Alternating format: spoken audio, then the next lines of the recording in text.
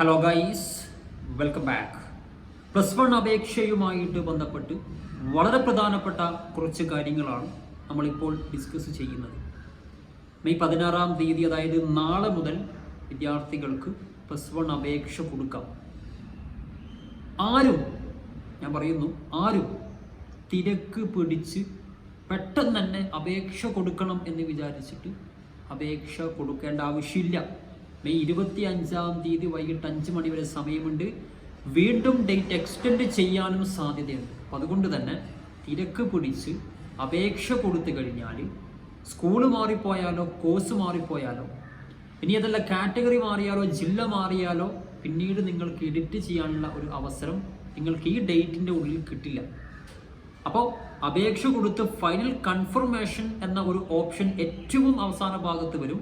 ആ ഫൈനൽ കൺഫർമേഷനോട് കൂട്ടിയിട്ട് നമ്മൾ അപേക്ഷ സമർപ്പിച്ചു, പിന്നീട് നമുക്ക് എഡിറ്റ് ചെയ്യാൻ സാധിക്കില്ല. അപ്പോൾ അതുകൊണ്ട് അപേക്ഷ കൊടുക്കാൻ പോകുന്ന സമയത്ത് വളരെ കൃത്യമായിട്ട് എല്ലാ രേഖകളും കയ്യിലുണ്ട് എന്ന് ഉറപ്പിച്ചിട്ട് അപേക്ഷ കൊടുക്കുന്ന ഓരോ സമയത്തും, നമ്മൾ ഓരോ ഡാറ്റ എൻ്റർ ചെയ്യുന്ന സമയത്തും എല്ലാം കൃത്യമാണ് എന്ന് ഉറപ്പാക്കിയതിനു ശേഷം മാത്രം ഫൈനൽ സബ്മിഷൻ കൊടുക്കുക. ഇനി നിങ്ങൾക്ക് പല രീതിയിൽ അപേക്ഷ കൊടുക്കാം. ഒന്നുകിൽ വീട്ടിലിരുന്ന് കമ്പ്യൂട്ടർ ഉപയോഗിച്ചുകൊണ്ട് വളരെ സിമ്പിളായിട്ട് അപേക്ഷ സമർപ്പിക്കാം.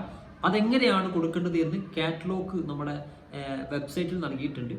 www.klscholarships.com ആ ലിങ്ക് URL ഇവിടെ കൊടുക്കാം. അതിൽ ക്ലിക്ക് ചെയ്ത് ആ ഒരു സൈറ്റ് നിങ്ങൾ ഗൂഗിൾ സെർച്ച് ചെയ്ത് കഴിഞ്ഞാൽ അതിൽ നിങ്ങൾക്ക് ഈ ഒരു PDF ലഭിക്കും. ഇനി അക്ഷയ സെൻറ്റർ മുഖേന, കോമൺ സർവീസ് സെൻറ്റർ മുഖേന, ഇനി അതല്ല നമ്മൾ SSLC പഠിച്ച സ്കൂളിൽ ബന്ധപ്പെട്ട രേഖകളൊക്കെ ആയിട്ട് പോയി കഴിഞ്ഞാൽ അവിടെ നമ്മളെ പഠിപ്പിച്ച അധ്യാപകരുണ്ടാകും. അവർക്ക് ഈ ഒരു ഡാറ്റ കൊടുക്കുക, ഈ ഒരു രേഖകൾ കൊടുത്തു കഴിഞ്ഞാൽ അവരൊരു 10-15 മിനിറ്റിനുള്ളിൽ നമുക്ക് +1 അപേക്ഷ കംപ്ലീറ്റ് ചെയ്തു തരും. അവർ ചോദിക്കുന്ന കാര്യങ്ങളൊക്കെ കറക്റ്റായിട്ട് വ്യക്തമായിട്ട് പറഞ്ഞു കൊടുത്താൽ മതിയാകും. അപ്പോൾ common service centre, Akshaya centre, നമ്മൾ പഠിച്ച സ്കൂള്, അതേപോലെ വീട്ടിലിരുന്നു കൊണ്ടൊക്കെ നമുക്ക് +1 അപേക്ഷ കൊടുക്കാം. തെറ്റായ വിവരം നൽകാതിരിക്കുക. ഞാൻ പറയുന്നു, തെറ്റായ വിവരം നൽകി കഴിഞ്ഞാൽ അപേക്ഷ റദ്ദ് ചെയ്യും. അതുകൊണ്ട് എല്ലാം കൃത്യമായിട്ട് മാത്രം കൊടുക്കുക. എന്തൊക്കെ രേഖകളാണ് അപേക്ഷ കൊടുക്കുമ്പോൾ കയ്യിൽ വെക്കേണ്ടത്? ഞാൻ കഴിഞ്ഞ ഒരു വീഡിയോ നമ്മൾ ചെയ്തിരുന്നു, എന്നാൽ ഒന്നുകൂടെ പറയാം. നിങ്ങളുടെ SSLC മാർക്ക് ലിസ്റ്റിൻ്റെ കോപ്പി കയ്യിൽ വെക്കുക. അതുപോലെ തന്നെ നിങ്ങളുടെ ആധാർ കാർഡ് കയ്യിൽ വെക്കുക. SSLC രജിസ്ട്രേഷൻ നമ്പർ കയ്യിൽ വെക്കുക. അതേപോലെ തന്നെ ഡേറ്റ് ഓഫ് ബർത്ത്, വാലിഡ് ആയിട്ടുള്ള ഒരു മൊബൈൽ നമ്പർ, അത് അത്യാവശ്യമാണ്. വാലിഡ് ആയിട്ടുള്ള, ഓൾവേസ് ആക്റ്റീവായ, SMS എപ്പോഴും വരുന്ന, ഡാറ്റ ആക്റ്റീവ് ആയിട്ടുള്ള ഒരു മൊബൈൽ നമ്പർ ആയിരിക്കണം. എപ്പോഴും ആക്റ്റീവ് ആയിരിക്കണം, വിളിച്ചാൽ കിട്ടണം, SMS വരണം. അങ്ങനെയുള്ള ഒരു മൊബൈൽ നമ്പർ കയ്യിൽ വെക്കുക. അതുപോലെ തന്നെ ആധാർ കാർഡിൻ്റെ കോപ്പി കയ്യിൽ വെക്കുക. അതുപോലെ തന്നെ നിങ്ങൾ ഏതെങ്കിലും ക്ലബ്ബ് സർട്ടിഫിക്കറ്റ് ക്ലബ്ബിലുണ്ടെങ്കിൽ അതിൻ്റെ സർട്ടിഫിക്കറ്റ്, സോഷ്യൽ ക്ലബ്ബോ, സയൻസ് ക്ലബ്ബോ, മാത്സ് ക്ലബ്ബോ, അങ്ങനെ അതിൻ്റെ സർട്ടിഫിക്കറ്റ്, സ്വിമ്മിങ് സർട്ടിഫിക്കറ്റ് ഉണ്ടെങ്കിൽ അതിൻ്റെത്, അങ്ങനെ ഇനിയിപ്പോൾ സ്പോർട്സ് കോട്ട വഴിയാണ് അപേക്ഷ കൊടുക്കുന്നതെങ്കിൽ അതിൻ്റെ ഒരു സർട്ടിഫിക്കറ്റ് കയ്യിൽ വെക്കുക. അതേപോലെ തന്നെ നിങ്ങൾ എന്തെങ്കിലും ഗ്രേസ് മാർക്ക് കിട്ടുന്ന രീതിയിലുള്ള സർട്ടിഫിക്കറ്റ് ഉണ്ടെങ്കിൽ അങ്ങനെ നിങ്ങൾക്കുള്ള എല്ലാ സർട്ടിഫിക്കറ്റും കയ്യിൽ വെക്കുക.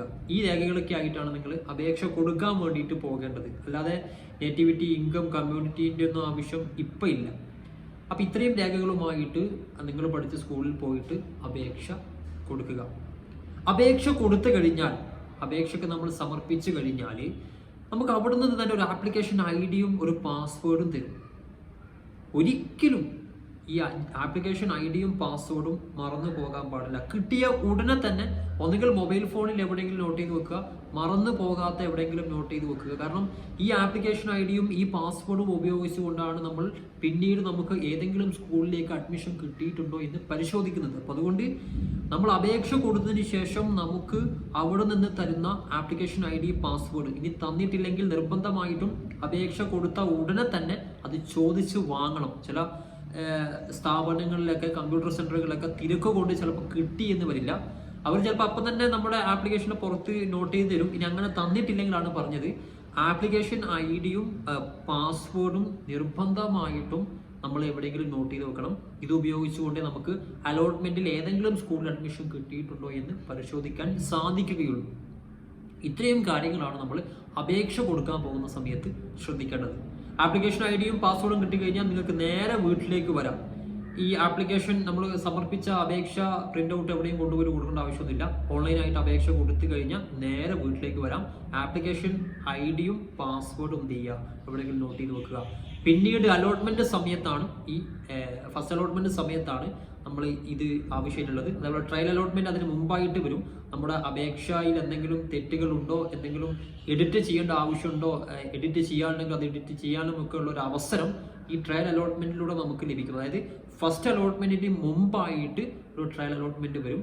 ആ അലോട്ട്മെന്റിൽ നമുക്ക് എഡിറ്റ് ചെയ്യാനുള്ള അവസരമാണ്. ആ സമയത്ത് നമുക്ക് ഈ ആപ്ലിക്കേഷൻ ഐഡിയും പാസ്വേഡും അത്യാവശ്യമാണ്. അപ്പോൾ അപേക്ഷ കൊടുത്തതിന് ശേഷം ആപ്ലിക്കേഷൻ ഐഡിയും പാസ്വേഡും കൊണ്ട് വീട്ടിലേക്ക് വരിക.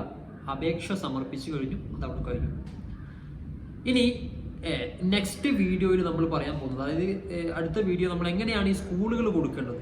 അതായത് ഈ ഒരു വീഡിയോ തന്നെ ഉൾപ്പെടുത്തി കഴിഞ്ഞാൽ ഒരുപാട് ലെങ്ത് ആയിപ്പോൾ സ്കൂളുകൾ കൊടുക്കുന്ന സമയത്ത് വളരെ ശ്രദ്ധിക്കണം.